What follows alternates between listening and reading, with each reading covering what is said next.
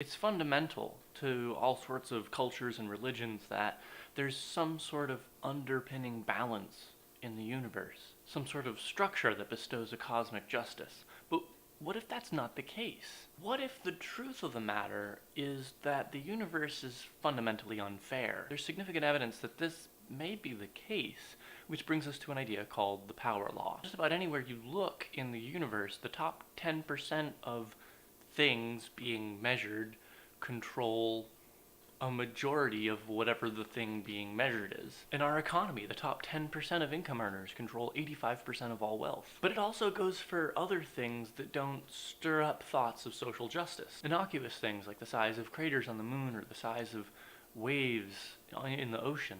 The top 12% of planets control 71% of the mass of all planets. Also, the top 12% of planets in our solar system is Jupiter. If we include the sun in our calculations, the bias becomes even more tilted, with the sun making up over 90% of all the mass in our solar system. So a case seems to be being built here that the underlying truth of the universe isn't that things are fair, that there's some sort of cosmic justice, but that existence is fundamentally unfair, that the top 10% of income earners are held in their positions by some sort of fundamental cosmic law that rewards the unjust and punishes the just, and that this is some sort of fundamental aspect to reality that we have no power to change.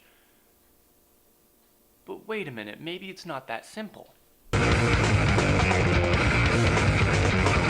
Maybe we're looking at the wrong variables here, and the truth actually is somewhere between the two, that the universe is fundamentally unfair and that the universe offers some sort of cosmic justice.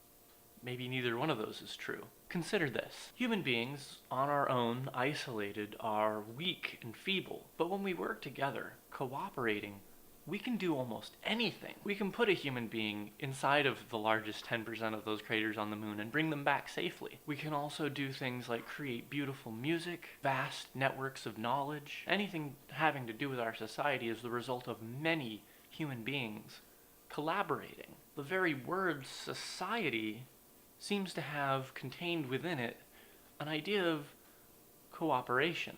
In the book Emergence by Stephen Johnson, you'll read about example after example of instances in nature where non-hierarchical, collaborative, cooperative structures exist. The interesting thing is that these instances, rather than being the exception to the rule, seem to be so commonplace as to be the very rule of life. Just as society is many individuals cooperating to create a greater whole, so too is our own human body, made of many individual cells cooperating together to create a single living organism. Just as a single human being left entirely to its own devices will not survive long, nor will a single human cell. But when human cells come together to collaborate, amazing things happen. Out of the vast network of neurons firing, blood cells moving food and oxygen to cells throughout the body and carrying waste away from them, muscle cells pumping that blood throughout our cardiovascular system. Working together, each individual cell is stronger when all the cells in our body work together with the common goal of staying alive. What's interesting to note, though, is despite our thinking that our brain is in charge, the brain doesn't actually give directions to any of the cells in our body on how to operate. Most of that instruction, most of what goes on in our body is automated by our DNA. Instead of seeing some king cell barking down orders, what we see instead in the structure of our body is all of the cells in our body working together cooperatively with the common goal of living. Now, capitalism doesn't follow this model. If you'll permit me to extend the cellular metaphor a bit here, under capitalism, a few individual cells at the tops of power structures, organisms, are able to bark down orders, to eliminate offending cells that don't obey them, and to enrich themselves by extracting resources from other cells within the organism. And so we begin to see the power law emerge in our economics, where the top 10% of income earners control 85% of the nation's wealth. Moreover, We live on a planet with finite resources, and capitalism requires continuous expansion in order to be sustained. It requires infinite growth because it needs to be always expanding into new markets which it can exploit and extract resources from, and be continuously privatizing and enclosing resources from the commons, putting them under private control so that it can create scarcity. And so it's often said glibly that infinite growth is the ideology of the cancer cell. But that statement isn't as glib as it first seems. What about that cancer cell? Let's consider the ideology of a cancer cell for a moment with some real seriousness. Because cancer is not just... It's not just a cell going haywire. No, it's actually many cells competing For space, competing for resources. and in the process driving each other haywire. Like, if you were to somehow go into a tumor, he says, what you would find Is between 1 billion and 1 trillion cells in there. these are different cells, this huge clump of cells, and they're all fighting it out.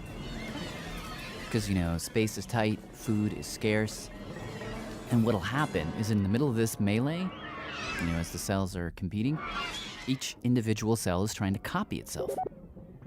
Copy, copy, copy. And somewhere along the way, you get, eventually, a copying error.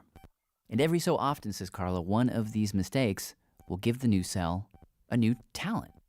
And in the case of cancer, it usually starts with something pretty simple, like the ability to slurp up food faster. Nutrients, like oxygen and glucose. And now, with this advantage, That mutant and all of its progeny will take over that area of the tissue. but not for long.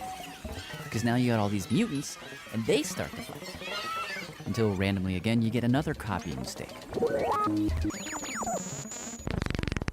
And maybe this second copying mistake gives the cell the ability to divide faster. Right. So there it is, Proliferating faster than its neighbors, and it takes over. growing and displacing the other cells. But yeah, it just keeps getting worse. Because now you've got these double mutants. They can eat fast, they can divide quickly, and they start to fight until you get a third mutation, then a fourth. And you just keep ratcheting it up. And eventually, roughly 5 to 20 mutations. You end up with a cell that is so gnarled, so mutated, and so powerful that it can literally spit a kind of acid. Called a matrix metalloprotease that allows it to rip through the membrane barriers. And this is when you're really in trouble, because now the cell can roam. And so the cells leave the primary tumor. They've got to dissolve their way into a blood vessel. That's a mutation. Then they've got to survive in the blood. Another mutation. Then they've got to stick somewhere else. Yet another. Then they've got to dissolve back through the arterial lining. And another. Yeah, So it sounds like cancer is always evolving to be more cancerous. it totally is.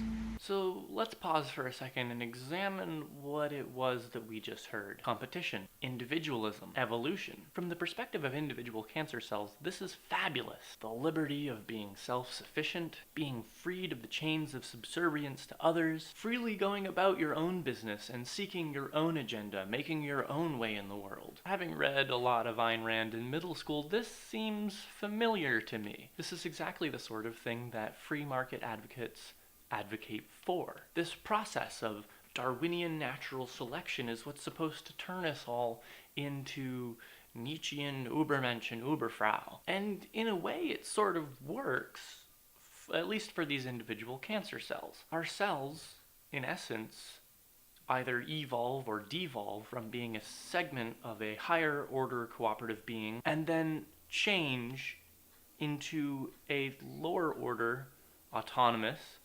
single-celled organism, free to seek its own agenda. One could say that this one individual cell within this vast cooperative system that we call the human body decides to go galt. These competitive individuals, when they become autonomous individual organisms, are in direct competition with all of the surrounding cells, including their neighboring cancer cells. And they get really good at competing with their neighbors. Ultimately, they get so good at enriching themselves at the expense of others that they kill the very body that's sustaining them, the very body that is bringing them oxygen and food to make their life process possible.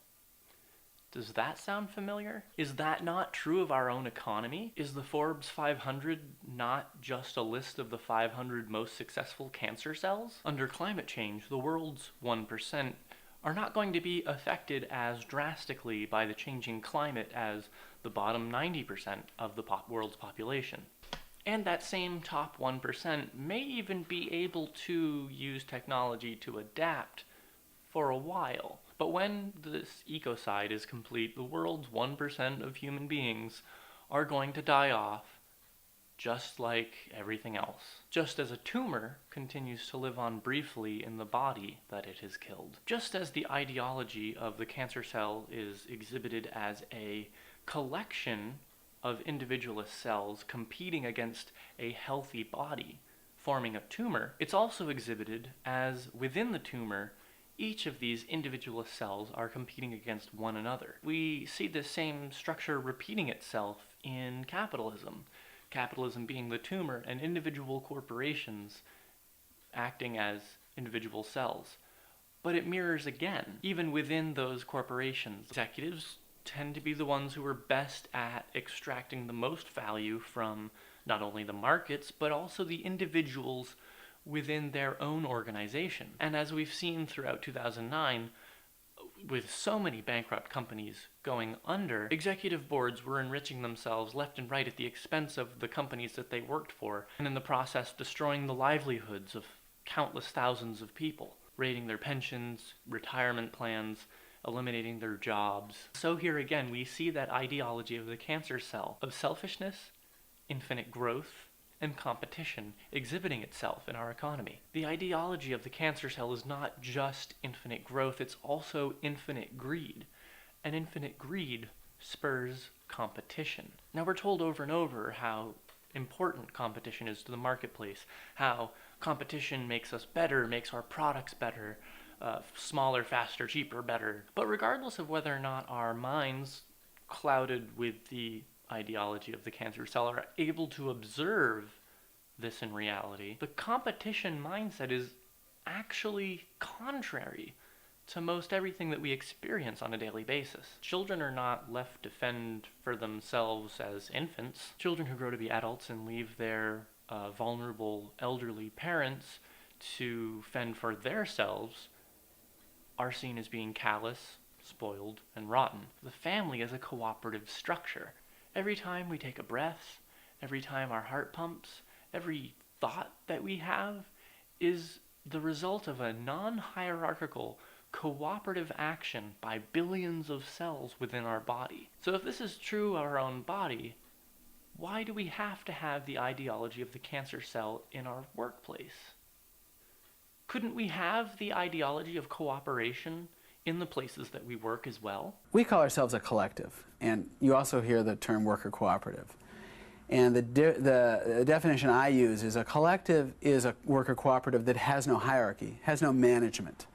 How do we make decisions? There's many levels of decisions. There's the decisions that happen on the spot. You just make them yourself. And you might check with the person next to you, do you think it's okay if we put this in the window? And then there's decisions which might seem a little bit more, and you say, well, let's take a shift vote on that. Let's see what everyone thinks on the shift. Do you think we should sell this at full price? They seem kind of small. And you ask the shift, and then you decide then. So there's different levels, and then there's the bigger policy decisions where we have a monthly meeting where we sit down and we hash it out. The way we make decisions is through consensus. And I'm all for it. Ownership means you walk by and there's a paper floating in the sidewalk, you got to pick it up. You don't think, am I working or I'm not? You know, did I throw it or I didn't? And when you look at the overall picture, you see, wow, everyone has something unique to contribute, but in the overall, we're all responsible of the place. We own this together. We're part of this business together, and it's hard to say to someone, gee, you're not working out. When they're your equals, they're your peers, they're your friends too. It's very difficult because none of us feel like we have the right, really, to say to someone else, you know, this is my decision. I have the power, you know, over your life. We're all very hesitant in that way, in the same sense that we don't believe in a boss having that power over us. We don't feel like we want that power over anybody else. Almost everyone I know is so used to working in a hierarchy, and it has so much ingrained itself in, it seems like, the structures of their brain that they seem to just be exhausted at the thought of actually having to tackle non-hierarchical decision making. Cooperatives don't have a reason to try to expand and take over the world. They're about creating a community and increasing the benefits to the members of that community. The Cheese Board has been really generous and very supportive of the idea to try to create opportunities for democratic work for other people, not just be satisfied with their own position. Not only do they train in the bakery skills, but they train in group process and consensus decision making, and they're making decisions about their bylaws and accounting practices, and it's a training that encompasses all aspects of the business. We chose the name Arizmendi in honor of one of the founders of a collective movement in Spain. They have 25,000 workers, they do billions of dollars of business, they have their own factories, their own schools, their own banks. This really inspired us because what we saw as a critical difference between their success and what we see in the U.S. is that their cooperatives work together. They have one cooperative that helps create another cooperative. The finances generated from that cooperative help generate a school or a bank, and then the bank's finances help other cooperatives. And that's what we're trying to do here, is take the success of one cooperative and help feed that into the cooperative next, and the cooperative next, and the cooperative next. So we see emergent non-hierarchical systems throughout nature. Slime molds are actually a great example of the opposite of a cancer cell, in which individual single-celled organisms come together and form a pseudo-multicellular organism. They come together to cooperate to form something that is like a multicellular organism. Ants are a great example of individual organisms coming together to form a superorganism. Although every individual ant in a colony is a clone of the queen, so they actually have a lot in common with the Sontarans from Doctor Who. So another law that we seem to be observing here, emerging from all of these examples, is that when individuals compete against one another, they end up creating scarcity, do less well for themselves, eventually they kill the body that hosts them. So if we human beings are thought of as being one type of cell tissue on this vast body of Earth, certainly not all of us are cancerous. Indigenous people around the world have lived for millennia in concert with their environment, not living in competition with their environment and their neighboring species, but living within their own niche. As we today sit on the precipice of catastrophic climate change, peak oil, population overshoot, and late-stage capitalism, there's a choice that we are going to have to make as a society. We can begin to choose right now that we want to live cooperatively, in balance with the planet that sustains us, together as a global body with all of our other neighboring species, or we can continue to live in competition with all the other species on Earth and all the other individual human beings on Earth in a scarcity mindset, each of us fighting for our own individual survival at the expense of others, at the expense of and as a separate entity from all life on Earth, and in doing so ultimately kill that body which sustains us. Cancer and capitalism follow the same mindset. Capitalism will kill the planet unless we change our minds.